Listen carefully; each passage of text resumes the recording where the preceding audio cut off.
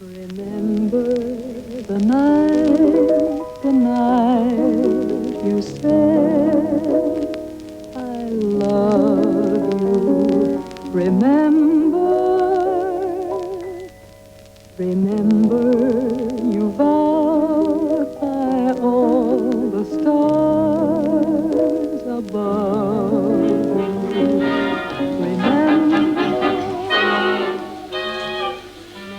When you wish upon a star, makes no difference who you are.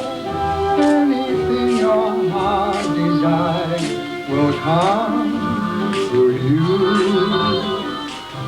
If your heart is in your dream, no request is too extreme. When you wish upon a star as green as you. I'm not living at home anymore. Since my decease, Beryl, that's the wife, has put our lovely home, Kiora, 36 Gallipoli Crescent, on the market. It was the first really big decision she came to on her own, and I can't say she reached it without a certain amount of help and advice from our old friend and neighbour, Clary Lockwood, who lives at 43 Gallipoli Crescent and who has latterly been giving Beryl a bit of gentle prodding. The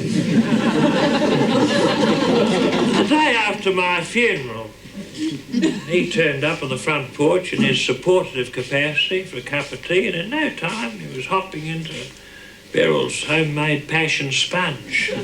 He looked across the lounge at my favourite armchair and he said it gave him the creeps to see it, because if he half closed his eyes, he could just about see me still sitting in it. It wasn't too far from the truth, in view of the fact that I was. He said my chair reminded him of a Genoa velvet tombstone in the middle of the lounge. He said, I wonder Beryl didn't get the waterworks having to run the hoover around it. Well, in no time he'd heaved it, chucked it on the back of his immaculate Vanguard ute, along with my beautiful chrome and Bakelite, all British, handcrafted smoker's companion. Beautiful piece of furniture, really. Been a farewell gift to me from some of my friends and colleagues in the buying department at work on the occasion of my retirement. It's always been a bit of a luxury in our house in view of the fact that I'm a non-smoker. But I didn't like to say anything to my workmates. I'd known them all for many, many years. And they put a lot of thought into the gift. Still, you can get pretty attached to furniture. And furniture can get quite attached to you. Which is why we've all ended up here in the Holy Trinity, voluntary helpers, opportunity shop. My lamp, my chair, my hottie, and me. Of course, it's a big period of adjustment, death, and you miss your bits and pieces. Luckily, Clary Lockwood, on Beryl's behalf, has been dropping off the odd bygones from her married life, making the place a little bit more homely. The other day, he called past with 2 tea chests of my left-off effects, including a few wedding presents I'd completely forgotten about. Oh, there was a lettuce leaf cake dish with a couple of chipped tomatoes up one end, Aboriginal money box with one arm, a section of rabbit jelly moulds, galleon fire screen, and the pianola roll Beryl bought once when she thought we might be going to get a pianola. She always keeps it in a drawer in the dining room in case someone comes to dinner who can read music. Then over there somewhere is the Namco pressure cooker that Beryl was always too frightened to use, ever since the lady next door had to scrape her beef stroganoff off the kitchen ceiling. And underneath that tray over there is Beryl's asphyxadrine inhaler. She used to get a bit snuffly when we were first married, and she sent off for a thing called an asphyxadrine inhaler. You couldn't get them at the chemist, I don't think. You had to write off for them. There was an ad in the back of the Pix, or it might have been the Post, Australasian, or the or even the table talk, it doesn't matter, but it showed an old-fashioned kiddie in period clothes with an asphyxiating inhaler in his hand, getting intense relief from it. It was next to another ad that used to absolutely intrigue me, which said, "Mark X for your rupture." There was a picture of a bloke's torso with circles all over it, a tasteful torso. And you had to put a cross where your rupture was. Then you'd fill in a coupon, send off a postal note, and a beautiful truss would come back in the post. And no one would know you were ruptured. Except the postman. I once knew an old bloke, a delightful old man, a returned man. You know, he once put a cross in every circle. The postman got a hernia delivering the equipment. He couldn't even lift it onto the veranda. The old boy had to lie down to wear it too. Starved to death, I believe. Anyway, we had to fit this asphyxiating inhaler together. Oh, it said even a child could use it. We could never find a kiddie to show us how. Over there somewhere is our old Astor 21-inch TV set. We bought it in the 50s to watch the Melbourne Olympic Games. We saw Lorraine crap on that. Several times in black and white. And Dawn Fraser, Betty Cuthbert and Shirley Strickland. Oh, and of course the Morphy Richards pop-up toaster. The one that once gave Beryl a terrible shock. She was trying to dig out a crumpet with a fork. Oh, that's a mug's game. I've always maintained that the Morphy Richards pop-up toaster fraternity and the Hoover, Heckler, General Electric, Hot Point, Sunbeam, National pop-up conglomerate never took crumpets into account. I don't even think they'd ever seen a crumpet. You slip one in, and half an hour later, if you're lucky, it glides to the surface as white as a lily.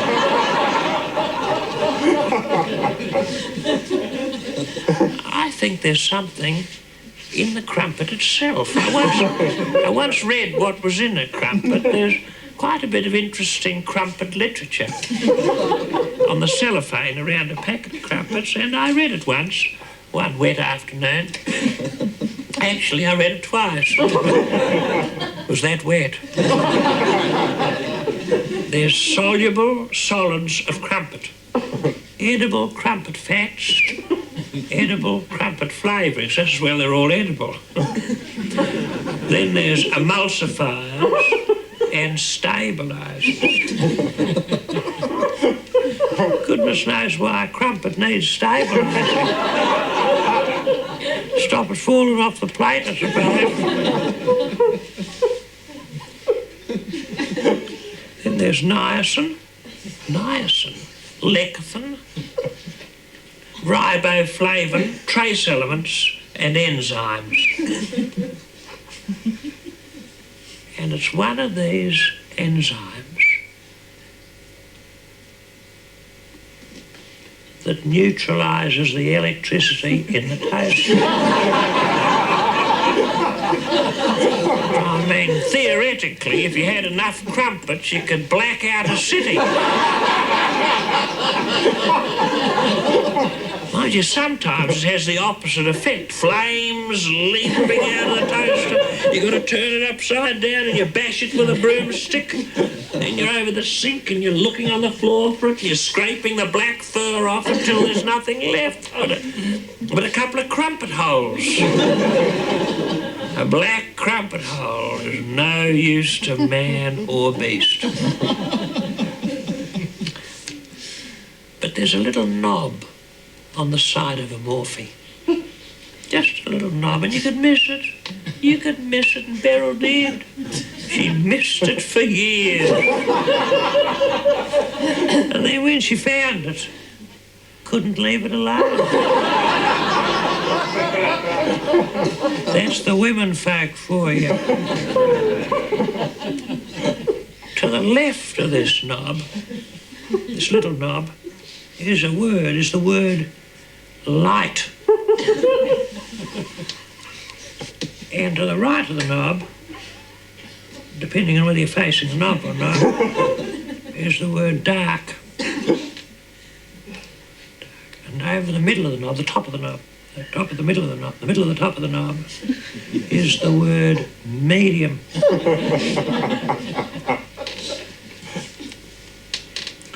The interesting thing about this knob is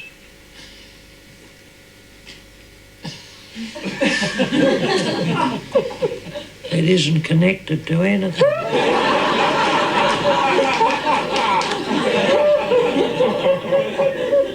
It's got a mind of its own. That's when Beryl reached for the fork, thereby making a near-fatal mistake. But it beats me that a household appliance that can't even push up a crumpet can throw a woman from one side of the kitchen to the other. She went up and down.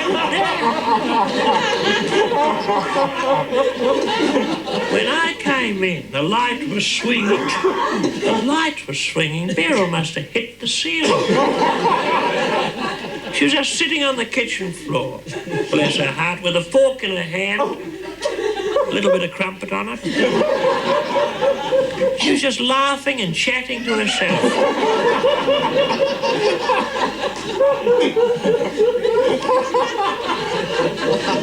If it hadn't been for the fly-wire door, Beryl could have impaled herself on the rotary clothes hoist. She could have gone head first into the compost tumbler. Of course, you'd have the police round in no time asking awkward questions. Excuse me, sir, what's your late wife doing upside down in the compost tumbler? What could you say?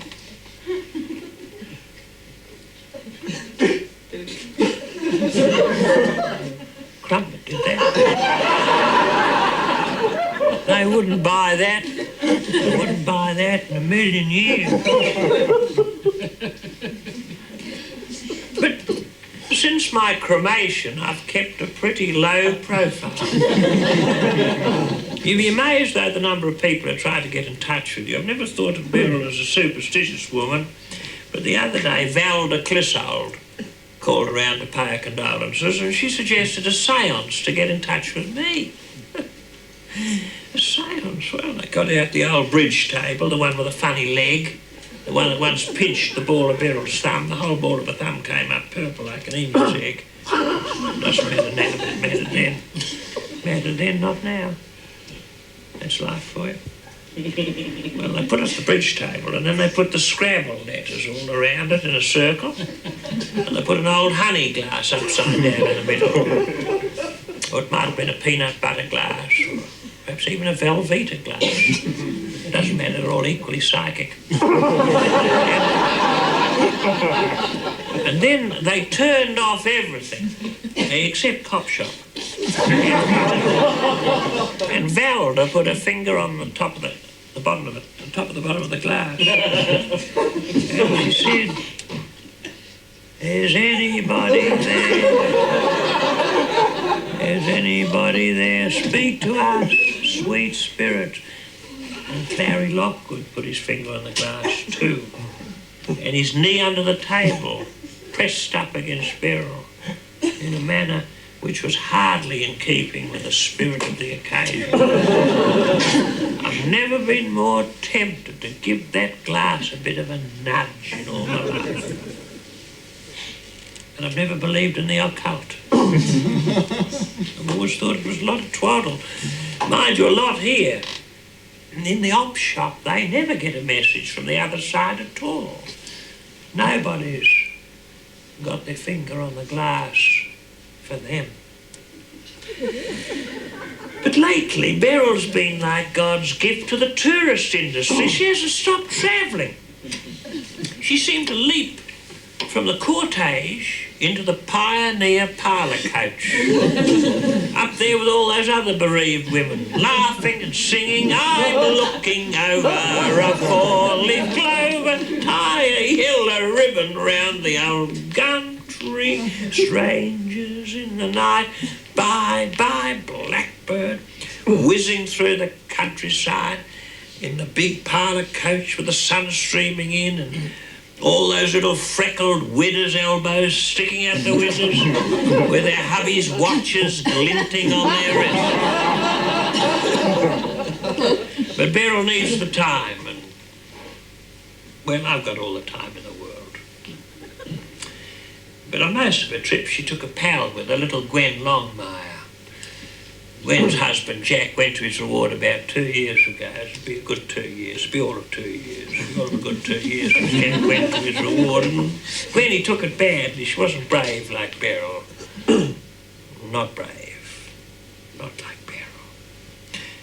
But then she didn't have Clary Lockwood to fall back on. I could never see what Beryl saw in Clary. She used to say he reminded her a bit of Bill Peach. Without the hair. We love Bill, of course. Bill Peach, he could do no wrong in our house. I'd give him a logie, you know, for everything he does. Those Bill Peach documentaries, oh, beautiful. Magnificent. I particularly loved it when Bill Peach went up the Murray River on the Murray River Queen. Oh, I'd give that a golden logie. I was viewing, funnily enough, when that session came on, I called Beryl. I said, Beryl, quickly, it's Bill. It's Bill Peach is going up the Murray on the Murray River Queen. And she rushed in from the kitchen, drying her hands on a Wildflowers of Tasmania Irish dinner tea towel. And she said, it's Bill Peach, he's going up the Murray on the Murray River Queen. I said, yes, I just told you this. I said, that's a trip we've got to do. And she did. Because I had a reservation, another ferry, I had another river to cross. Oh, they had a lovely time though, Beryl and Gwen on the Murray River Queen. There was bingo every night and disco classes for the senior citizens, medically supervised. Beautiful films, they had Caddy and Storm Boy and The Hanging Picnic Too Far Away. And they stopped for a barbecue at Swan Reach, and the purser dressed up as a bunyip and chased Gwen into the bushes, nearly ruining her apricot and lime green crimpline pantsuit. But the highlight of highlights was a fancy dress dance. Oh, Beryl loves them.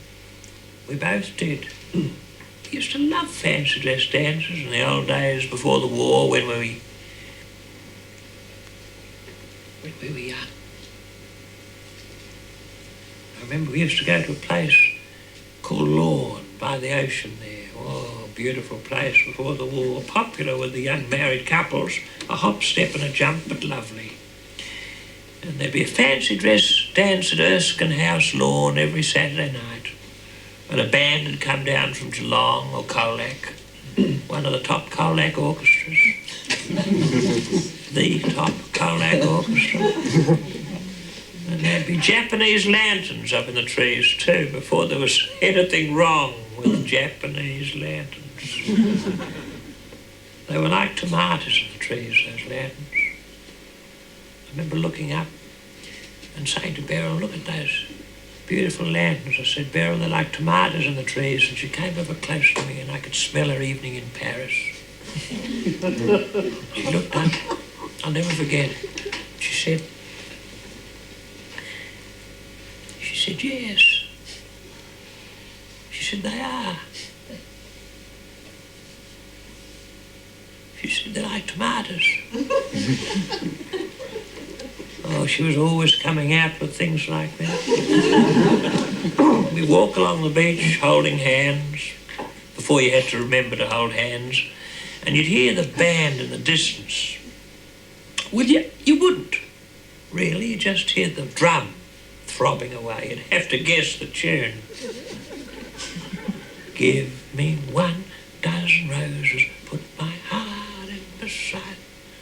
A tisket, a tasket, my little yellow. South of the border, down Mexico way. Turaluraluraluralai, any umbrellas, any umbrellas. Little old lady passing by.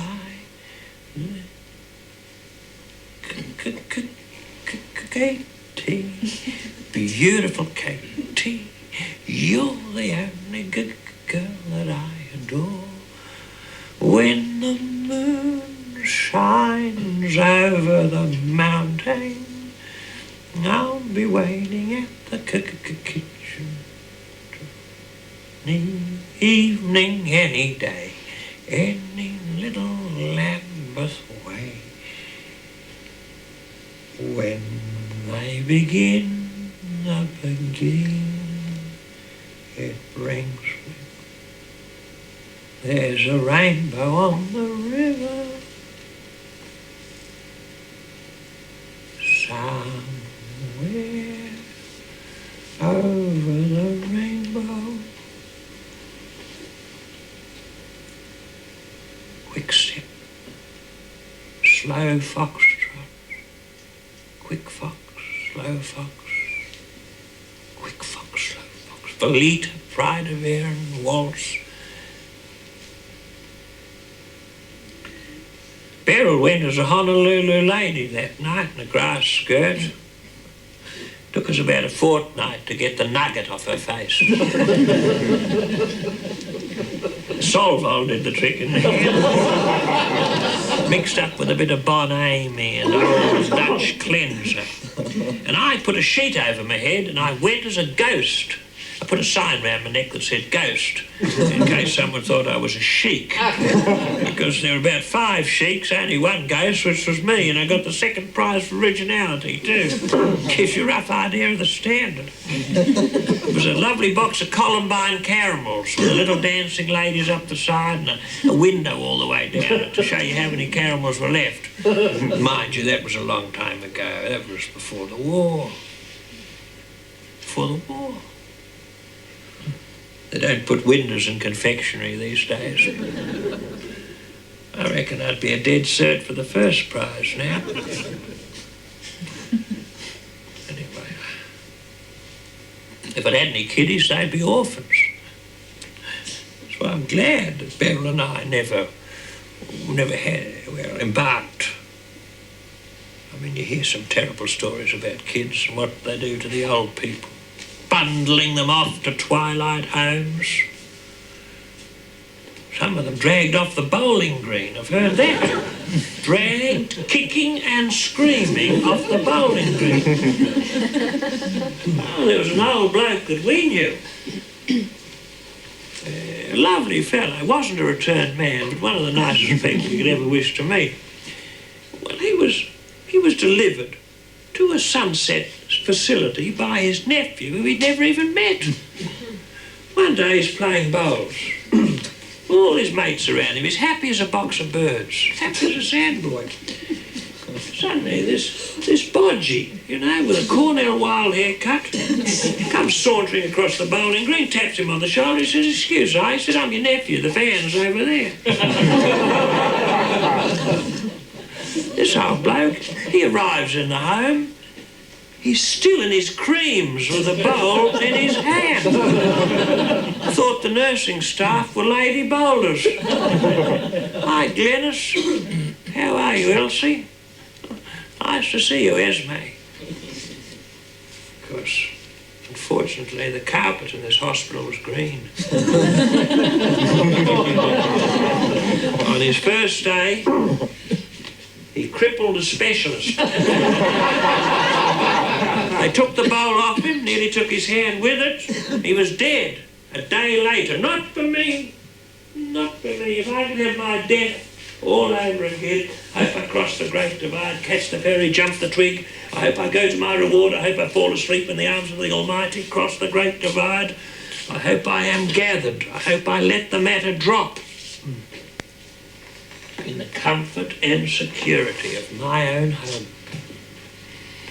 Of course, property in Gallipoli Crescent's gone through the roof. When I once said to Beryl, I said, if anything happens to me, there's solid gold under this house. She must have taken me pretty literally. I'd hardly been sprinkled in the Memorial Rose Garden before Clary Lockwood was under there with a metal detector. He didn't find much. Just an old Ardagh, a cigarette tin, a rusty trowel some Dago brick he must have left there before he was interned for the duration. Oh, no, they found something. They found one of those old photo albums we used to have before the war with the dark brown pages held together with like a little silky dressing gown cord. Fancy corners on the snaps too, old faded snaps they were, the colour of tea that you make with condensed milk. I must have put that under the house donkeys years ago, so Beryl wouldn't find it. Used to upset her a bit. Heaven knows why, there was a few snaps in there glued in that, well, of me and a girl from the Sunday school that I used to court before I knew Beryl, little Phyllis Twemlow. She was a goer. I was pretty struck on Phyllis. Oh, there were pictures of Phil and me at Sunday school picnics when we were kids, down at Black Rock and Half Moon Bay and Maudie Alec and Mentone and Rosebud and Dramana and up at the Wildlife Sanctuary at Healesville, patting wombats. Wombats would be dead now. But I don't know what happened to Phil Twemlow. I lost track of her. Someone said to me she'd married a Rawley man once. Got a lifetime supply of ready relief. Then there was a bloke at Lodge, 20 years ago, plus, who I met, never saw again. Who knew her, I think. Who knew her, or did he know of her? Or knew of someone who knew her, or knew someone who knew of her. Or knew of someone who knew of someone who knew her, or knew of her, or thought he did. He thought he was wrong. Anyway, he said that she'd had a big family of kids. And if that's true, I'm glad, because she was pretty fond of youngsters. But I've lost track of her. It's funny how you lose track of the people you love, people you care about, people you hardly know. You see them all the time.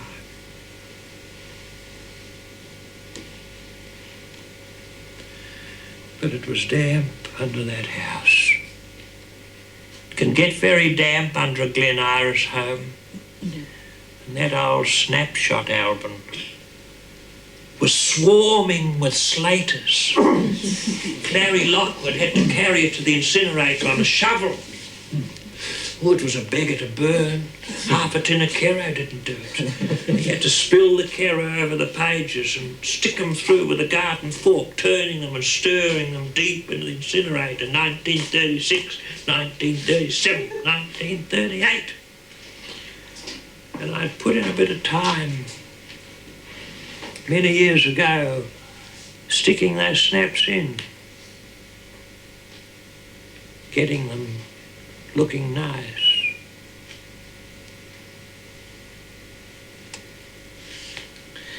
But he can see himself in a lot of things at my place, Clary can. You know, he broke into the shed, broke into a workshop. He didn't ask Beryl for the key, just smashed in the door. And he took all my tools. I had my name on all of them on a Band-Aid. And he took the Qualcast mower and the Pope sprinkler. And I'd like $1 for for the number of times I've rotated that script. I knew he'd been pinching the shrubs. I'd hear him, you see. When I was sick, I'd hear him down the side of the house, brushing past the ferns, brushing past the daphne and the hydrangea. He took the erica, the shrimp plant, the melaleuca, and the pelargonium, and he's had his eye on Beryl's kumquat for years. Oh, the auction. That's tomorrow. The old house in Gallipoli Crescent's been completely stripped. There's just squares on the walls where the pictures used to be. Well, the grocer's calendar's still behind the kitchen door. It's out of date. I'm not going back. You never go back.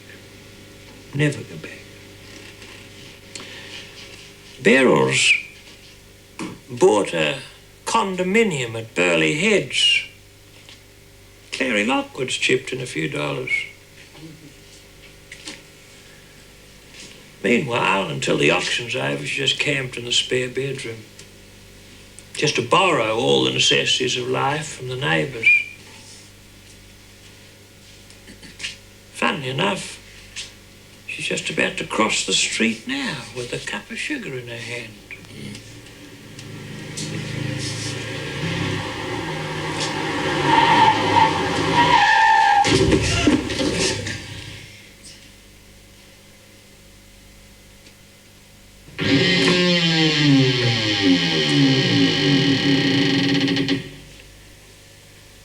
Talk of the